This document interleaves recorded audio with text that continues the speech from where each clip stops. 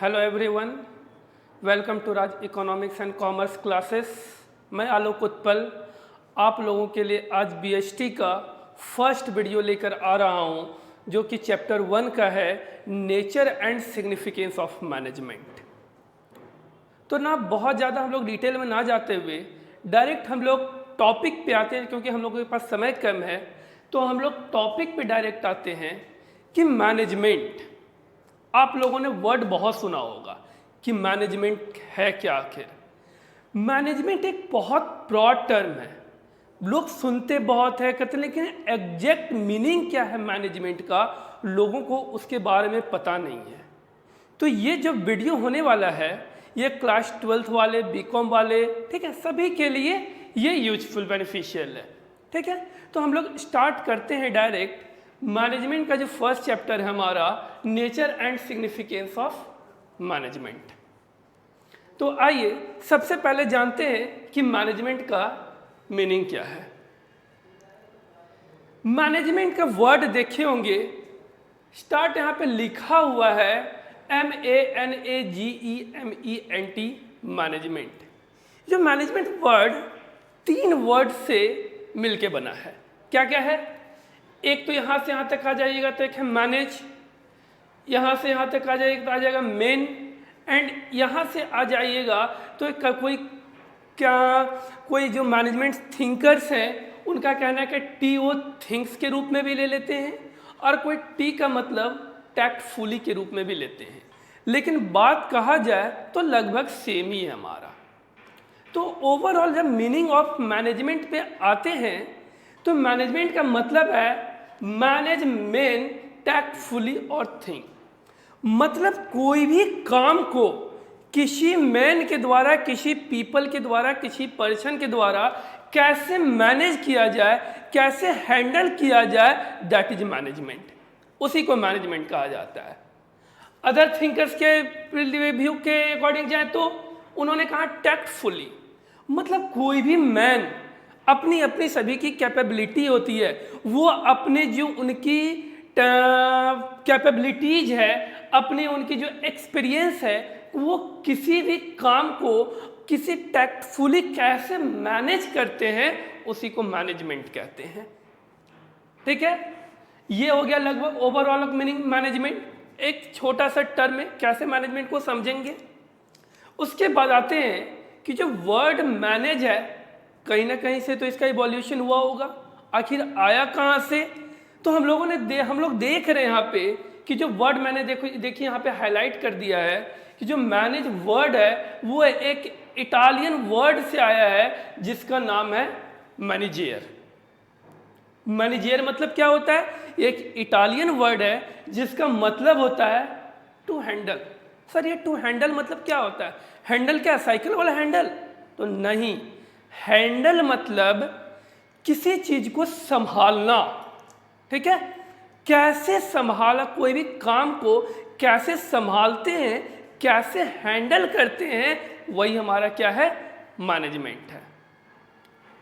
आप लोग चाहे जहां भी हो, घर हो, स्कूल हो, हॉस्पिटल्स हो, जहां भी देख लें आप लोग, सभी जगह मैनेजमेंट अवेलेबल है, सभी जगह मैनेजमेंट प्रेजेंट है। यदि मैनेजमेंट हमारा नहीं रहेगा तो कोई काम पॉसिबल है ही नहीं करना। आप हो सकता है वो मैनेजमेंट गलत तरीके से हो जाए तो उसको मिस मैनेजमेंट कह सकते हैं, बट वहां पे भी मैनेजमेंट हमारा है। ठीक है, तो मैनेजमेंट ओवरऑल मीनिंग यही हमारा। अब आते हैं इसके डेफिनेशन पे कि मैनेजमेंट का डेफिनेशन क्या है। तो एक डेफिनेशन है, management is art of getting things done through other. Generally management को आर्ट और साइंस दोनों बोला जाता है। आप आगे पढ़ेंगे नेचर ऑफ मैनेजमेंट में, तो मैनेजमेंट को आर्ट एंड साइंस दोनों बोला जाता है। बट हमारा जो मैनेजमेंट है, साइंस प्योरली साइंस नहीं है मैनेजमेंट, लेकिन बट यहाँ पे प्योरली आर्ट है। मैनेजमेंट जब purely art but not exact science, purely science नहीं है हमारा मैनेजमेंट। तो कहता है management is art of getting things done through others, मतलब किसी भी काम को दूसरे के द्वारा कैसे किया जाता है, उस करने के जो आर्ट होते हैं, काम करने के आर्ट जो होते हैं, क्या कहलाते हैं? मैनेजमेंट कहलाते हैं। एक और डेफिनेशंस नीचे आते हैं जो थोड़ा बहुत कंफ्यूजन होगा वो क्लियर हो जाए। तो कहता है management can be defined as a process of getting the work or task done that is required for achieving the goal of an organization in an efficient and effective manner। बहुत लंबा चौड़ा definition है sir, इसको कैसे समझेंगे? तो बहुत simple है समझना। कैसे समझेंगे? तो मैनेजमेंट को कैसे डिफाइन करते हैं?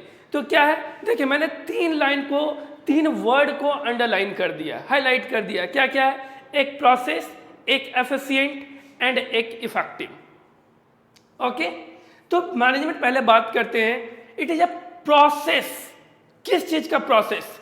तो काम करने का process, process of getting the work को कैसे किया जाए उसका एक प्रोसेस है। तब प्रोसेस होता क्या है सर?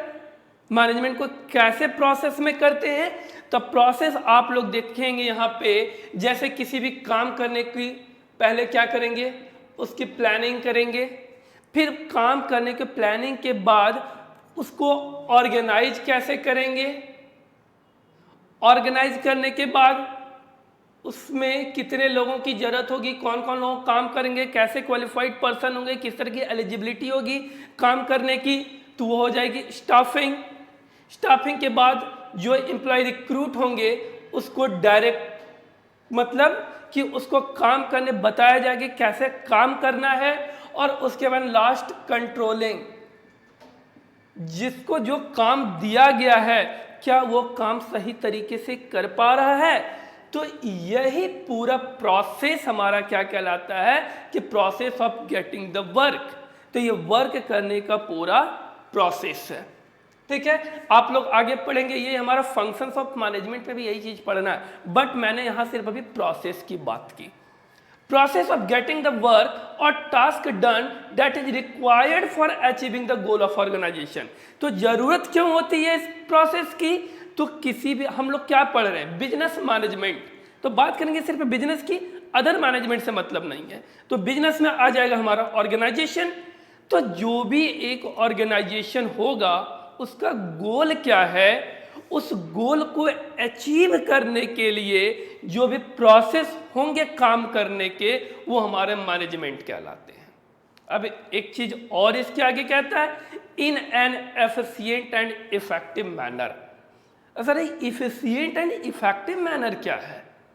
तो एफिशिएंट कहते हैं कि वर्क विथ मिनिमम कॉस्ट, मतलब कोई काम करने में जो हम लो वेस्टेज ऑफ मटेरियल के साथ काम कर लें, लो कॉस्ट ऑफ प्रोडक्शन के साथ काम करें, कम लागत के साथ काम करें, जिससे कि हमारा कॉस्ट ऑफ प्रोडक्शन कम होगा, विथ मिनिमम वेस्टेज कह लें, तो क्या कहलाता है? Efficient with minimum cost of production कह सकते हैं उसको।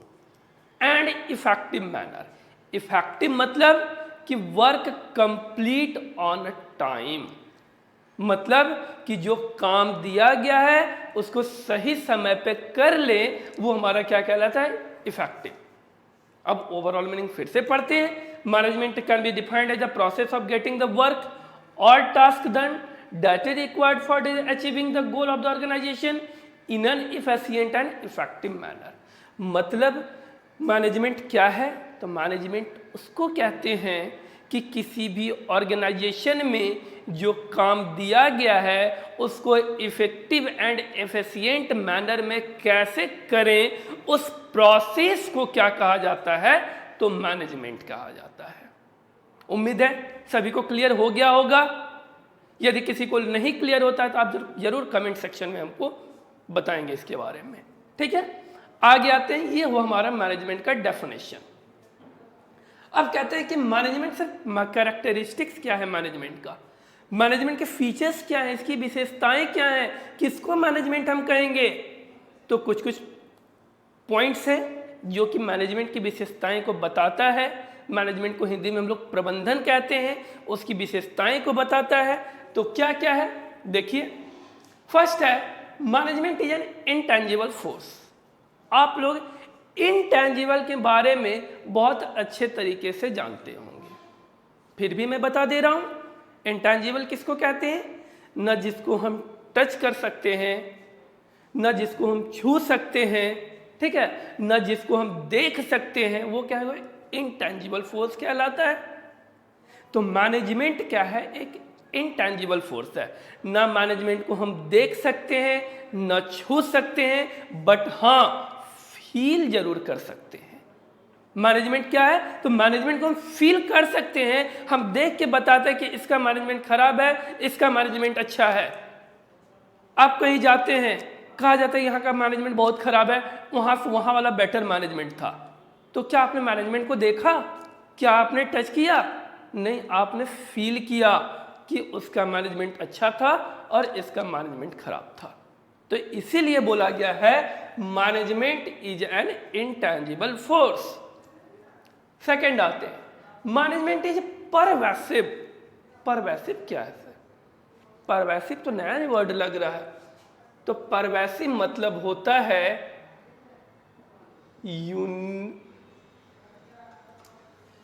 परवेसिव मतलब होता है यूनिवर्सल। मतलब परवेसिव मतलब सभी जगह विद्यमान होना, सभी जगह प्रेजेंट होना। All over the universe management हमारा प्रेजेंट है। आप कहीं भी चले जाएं, स्कूल चले जाएं, हॉस्पिटल्स चले जाएं, रेलवे स्टेशन चले जाएं, अपने घर में भी देख लें, ठीक है, ये तो सभी जगह जो है मैनेजमेंट अवेलेबल है। चाहे लार्ज ऑर्गेनाइजेशन हो, चाहे स्मॉल ऑर्गेनाइजेशन हो, चाहे बिग ऑर्गेनाइजेशन हो, सभी जगह मैनेजमेंट अवेलेबल है। विदा आप रेलवे स्टेशन की बात कर लें, यदि उसका मैनेजमेंट सही नहीं रहे तो पता चला एक ही प्लेटफॉर्म 10 ट्रेन आके आपस में टकरा रही है। इसलिए सभी के टाइम से ड्यूलिंग कर दी जाती है कि ये समय पे, इस समय पे ये ट्रेन आएगी, इस समय पे ये ट्रेन आएगी। तो वो भी क्या है? मैनेजमेंट है। यदि मैनेजमेंट नहीं रहता तो हम लोग पता चला कि 10 बजे बैठे स्टेशन पे जाके, ट्रेन अगले दिन 2 बजे आ रही है। तो मैनेजमेंट सभी जगह प्रेजेंट है, इसीलिए बोला गया management is a pervasive. Clear? Third आते हैं, management is a continuous process. Continuous process कहने का मतलब है कि ये लगातार चलता रहने वाला प्रोसेस है, कभी खत्म नहीं होगा। एक प्लान खत्म हुआ, एक काम खत्म हुआ, फिर दूसरे काम में लगे, उसका मैनेजमेंट करेंगे, फिर दूसरा काम खत्म हुआ, फिर तीसरे काम में लग जाएंगे, उसका मैनेजमेंट करेंगे। बट मैनेजमेंट कभी खत्म होने वाला प्रोसेस नहीं है। इसलिए बोला गया है management is a continuous process, ये कभी खत्म नहीं हो सकता है। आप जहां भी चले जाएं, आज घर में है, मान के चलिए कोई भी एक ऑर्गेनाइजेशन की बात कर लें, एक पे काम चल रहा है, उसकी प्लानिंग की गई, ऑर्गेनाइजिंग हुई, स्टाफिंग हुई, डायरेक्टिंग हुई, कंट्रोलिंग हुई। ये काम जैसे कंप्लीट हुआ फिर से दूसरा स्टार्ट हो जाएगा उसी तरीके से। तो इसलिए कहा गया it is a continuous process, never ending, कभी खत्म होने वाला प्रोसेस नहीं है। फिर है management is a goal oriented. Management is goal oriented process. Goal oriented क्या है? गोल किसको कहते हैं? गोल मतलब होता है एम, लक्ष्य, ठीक है। तो मैनेजमेंट कोई भी काम करते हैं उसके पीछे हमारा कोई ना कोई लक्ष्य होता है, कोई ना कोई एम होता है, तो उसी के अकॉर्डिंग हम मैनेज करते हैं। मान के चलिए एक क्रिकेट टीम है, उसको इंडिया पाकिस्तान के साथ मैच खेलना है, इंडिया ऑस्ट्रेलिया के साथ मैच करना है। यदि विदाउट मैनेजमेंट सब पहुंच जाए, अब जो लास्ट जो बॉलर होंगे उनको पहले बैटिंग करने दे दिया जाए, जो बैटिंग होंगे उनको बॉलिंग करने दे दिया जाए, तो पूरा हमारा मिस मैनेजमेंट हो जाएगा और हमारी लक्ष्य की प्राप्ति नहीं होगी। हम ऑर्गेनाइजेशन में जैसे तैसे काम करना स्टार्ट कर दें तो कभी कोई हम मतलब कोई भी एम को अचीव नहीं कर सकते हैं। इसलिए कहा गया है management is a goal oriented. कहीं ना कहीं कोई भी काम को मैनेज करते हैं तो उसके पीछे कोई ना कोई गोल होता है, तो ही हम मैनेजमेंट करते हैं। जैसे आप लोग मान के चलिए 12th का एग्जाम देंगे, आप लोगों ने पढ़ना शुरू भी कर दिया होगा, तो आप किस मोटिव से पढ़ रहे हैं? आप क्लास 12th में आपको बोर्ड एग्जाम देना है, तो आपका मोटिव क्या है कि हमको 90+ मार्क्स लाना है 12th में, तो एम क्या हो गया 90+। अब उसके अकॉर्डिंग आप अपने स्टडी का पूरा मैनेजमेंट करेंगे, मैनेज करेंगे कि कैसे पढ़ना है हमको, इसलिए बोला गया कि management is a goal oriented process. Next आते हैं, management is a dynamic function. Dynamic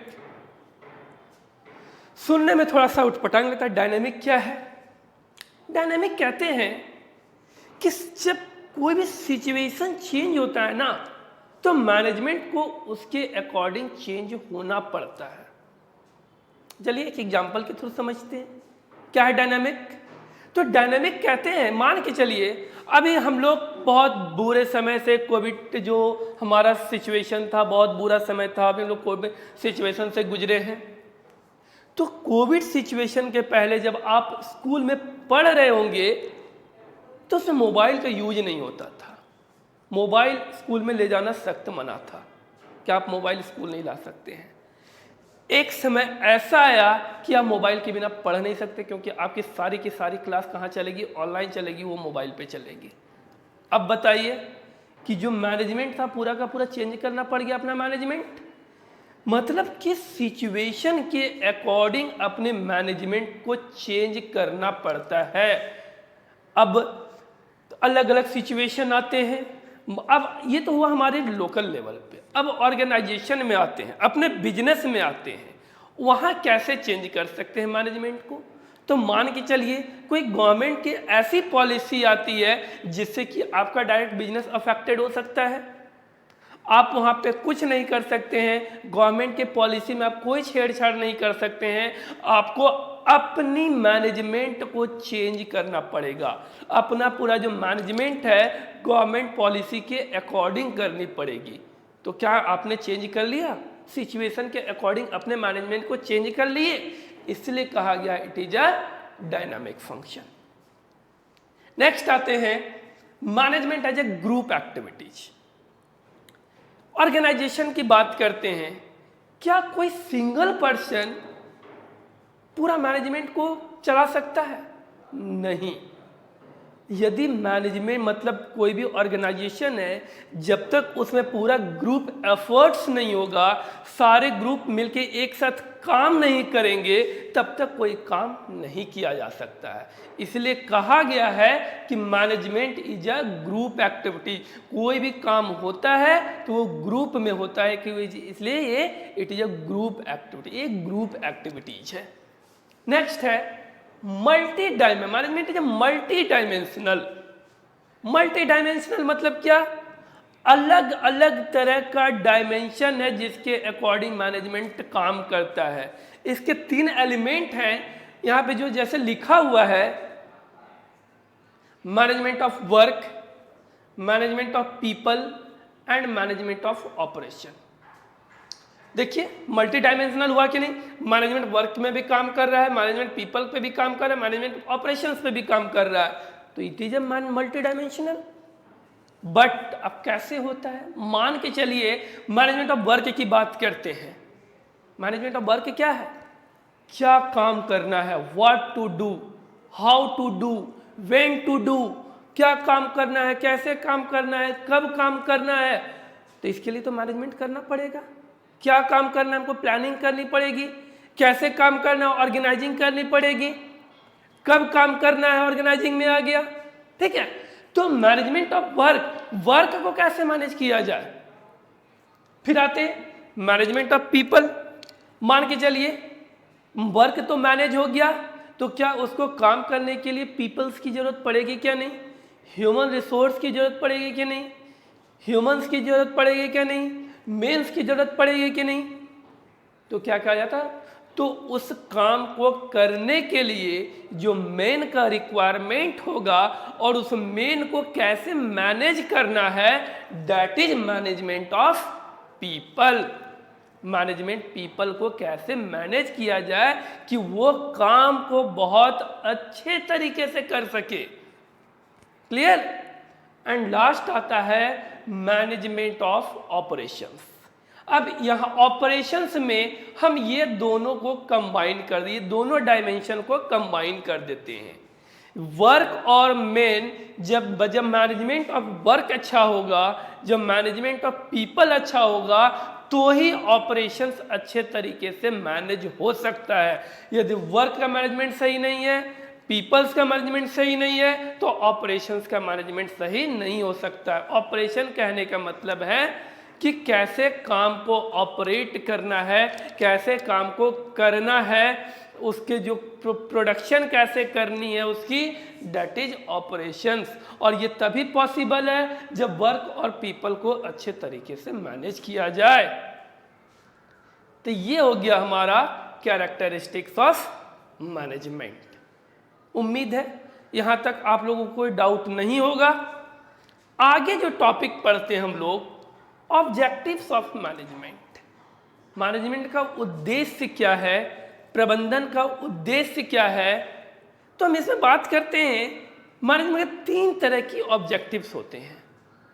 एक तो हो गया ऑर्गेनाइजेशनल ऑब्जेक्टिव, एक हो गया सोशल ऑब्जेक्टिव और एक हो गया पर्सनल ऑब्जेक्टिव।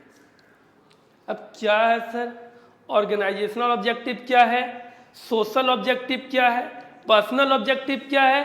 तो बात करते हैं पहले ऑर्गेनाइजेशनल ऑब्जेक्टिव के बारे में। कोई भी ऑर्गेनाइजेशन को हम स्टार्ट कर रहे हैं तो एक सभी ऑर्गेनाइजेशन का कोई ना कोई गोल होता है, ठीक है।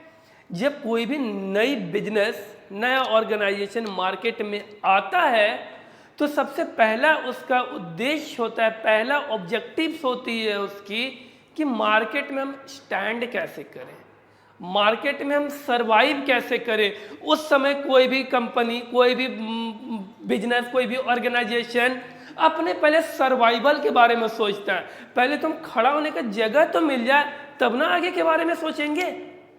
तो पहला ऑर्गेनाइजेशनल ऑब्जेक्टिव में क्या है, सर्वाइवल। पहला काम क्या करता है, अपने आप को वो खड़ा करता है कि इस मार्केट में हम सर्वाइव कैसे करें। उस समय वो प्रॉफिट के बारे में नहीं सोचता, बस सोचता है कि मेरा किसी तरह कॉस्ट निकल जाए, कॉस्ट मेरा रिकवर हो जाए, एक हम ब्रेक इवन पॉइंट पे पहुंच जाएं, उसके बाद हम आगे का मैनेज कर लेंगे। लेकिन पहले अपने आप को सर्वाइव करने की कोशिश करता है। जब सर्वाइव कर ले तो उसके बाद वो अपने प्रॉफिट के बारे में सोचता है कि हम ज़्यादा से ज़्यादा प्रॉफिट को कमा सकें, ज़्यादा से ज़्यादा प्रॉफिट अर्न कर सकें, अपने प्रॉफिट मैक्सिमाइज के बारे में सोचता है, ठीक है। तो पहले सर्वाइव, उसके बाद प्रॉफिट। जब प्रॉफिट भी होने लगे तो आजकल का मार्केट क्या है, आजकल का मार्केट को कहते हैं कट थ्रोट कंपटीशन, गला काट प्रतियोगिता। तो क्या आप सिर्फ प्रॉफिट के भरोसे बैठे रहेंगे? आपका इतना छोटा में बिजनेस है, अच्छा खासा प्रॉफिट हो रहा है, तो क्या जरूरी है कि आपका बिजनेस बहुत लंबे समय तक हम उसी प्रॉफिट पे काम करते रहेंगे? नहीं, अपने बिजनेस को आगे ले जाने के बारे में सोचना पड़ेगा। अब आगे ले जाएंगे कैसे? तो हम अपने बिजनेस को एक्सपेंशन करना स्टार्ट करेंगे, अपने बिजनेस को एक्सपेंड करेंगे, सेल्स को मैक्सिमाइज करेंगे। जब जैसे जैसे हमारा बिजनेस एक्सपेंड होगा, हमारा ग्रोथ जो है बिजनेस का ऑटोमेटिकली इंक्रीज होता है, ग्रोथ हमारा मतलब इंक्रीज होता चला जाएगा ऑर्गेनाइजेशन का। तो यही कहता है ऑर्गेनाइजेशनल ऑब्जेक्टिव, पहले अपने आप को सर्वाइव करो, दूसरा प्रॉफिट अर्न करो, सर्वाइव हो गया तो प्रॉफिट अर्न करो, अब प्रॉफिट अर्न करने लगे तो फिर अपने ग्रोथ के बारे में सोचो। ये हो गया हमारा ऑर्गेनाइजेशनल ऑब्जेक्टिव। नेक्स्ट आते हैं सोशल ऑब्जेक्टिव। सोशल ऑब्जेक्टिव क्या है, सामाजिक उद्देश्य किसको कहते हैं? तो सोशल ऑब्जेक्टिव है कि कोई भी ऑर्गेनाइजेशन सिर्फ अपने हित के बारे में नहीं सोच सकती, सोसाइटी के बारे में सोचना पड़ेगा। यदि आप सोसाइटी का सपोर्ट नहीं मिल पाता है आपको, तब बहुत ज़्यादा दिन तक आप मार्केट में सर्वाइव नहीं कर पाएंगे। तो इसलिए सबसे पहले ये तो आप खड़ा कर लिए अपना बिजनेस को, उसके बाद थोड़ा सा समाज के बारे में भी सोचिए। तो अब समाज के बारे में हम क्या सोच सकते हैं? हमको तो अपना प्रॉफिट कमाने से मतलब है, तो नहीं। आप जहाँ पे आप ऑर्गेनाइजेशन को खड़ा कर रहे हैं, जहाँ पे स्टार्ट कर रहे हैं, वहाँ के लोगों को आप थोड़ा बहुत एम्प्लॉयमेंट अपॉर्चुनिटी प्रोवाइड कर सकते हैं। तो एक मेरा सामाजिक उद्देश्य हो जाएगा पूरा। और क्या किया जा सकता है? तो और किया जा सकता है कि हम इको फ्रेंडली प्रोडक्शन करें। इको फ्रेंडली मतलब सर, तो इको फ्रेंडली मतलब कि बहुत ज़्यादा पॉल्यूशन ना हो। हम जो प्रोडक्शन कर रहे हैं उससे बहुत ज़्यादा पॉल्यूशन तो क्रिएट नहीं हो रहा है। जो मेरा वेस्टेज है हम पूरा नदी में बहा दे रहे हैं, पूरा आसपास का इलाका बहुत ज़्यादा नॉइस पॉल्यूशन हो रहा है, वाटर पॉल्यूशन हो रहा है। तो ये सब क्या सोसाइटी पे नेगेटिव इम्पैक्ट डालता है, और आज न कल आपका नेगेटिव तो जाना ही जाना है ऑर्गेनाइजेशन को, और आज न कल बंद करना पड़ेगा। इसलिए ऑर्गेनाइजेशनल ऑब्जेक्टिव के साथ साथ आपको सोसाइटी के बारे में भी सोचना पड़ेगा। नेक्स्ट आते हैं पर्सनल ऑब्जेक्टिव पे। पर्सनल की बात करते हैं तो पर्सनल ऑब्जेक्टिव के बारे में आ जाते हैं जो एम्प्लॉय काम कर रहे हैं ऑर्गेनाइजेशन में, उनकी भी एक महत्वाकांक्षा होती है, उनका भी एक एक्सपेक्टेशंस होता है। क्वालिफाइड पर्सन्स हैं, एक्सपीरियंस पर्सन है, तो कुछ तो एक्सपेक्टेशंस लेके आए होंगे आपके पास। यदि आप उसके एक्सपेक्टेशंस को पूरा नहीं करेंगे तो कभी सही तरीके से मतलब अपना फुल एफर्ट नहीं दे सकते हैं ऑर्गेनाइजेशन में। तो पर्सनल ऑब्जेक्टिव, और यदि ऑर्गेनाइजेशन मैनेजमेंट है तो मैनेजमेंट को पर्सनल ऑब्जेक्टिव मतलब उसमें अच्छी salary, bonus, commissions, social security, ये सब के बारे में, उसके सेफ्टी के बारे में, वर्किंग कंडीशन के बारे में, सभी चीज़ के बारे में सोचना पड़ेगा।